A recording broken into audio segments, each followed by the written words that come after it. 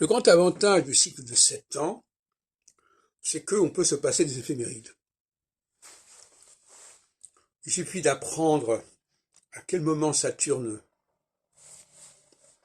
change de phase, pas pour un individu donné, pour la société entière. Il ne s'agit pas d'avoir des informations réservées à telle et telle personne. À ce moment-là, ça devient l'usine à gaz. Non, il y a simplement un processus cyclique de 7 ans en 7 ans, qui se répète tous les 15 ans, et qui est dans une sorte d'antagonisme de 7 ans en 7 ans. Et voilà, moi je m'exerce à cela depuis un certain temps. Il n'y a pas besoin de regarder les éphémérides. Vous avez un événement à un moment donné, vous pouvez être certain que si vous ajoutez 7 ans, vous aurez l'événement inverse. Si vous ajoutez 15 ans, vous aurez une réédition du même événement.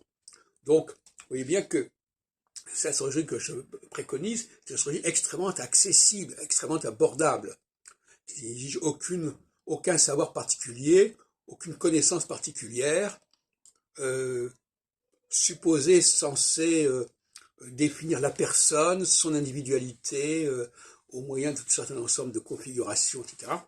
Donc moi, je suis pour une astrologie à la portée de tout le monde,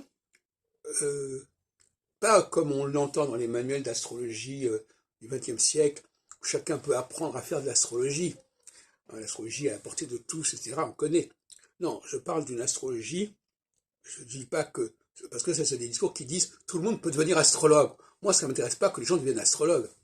Ça m'intéresse d'introduire l'astrologie dans la conscience citoyenne. C'est pas du tout la même chose.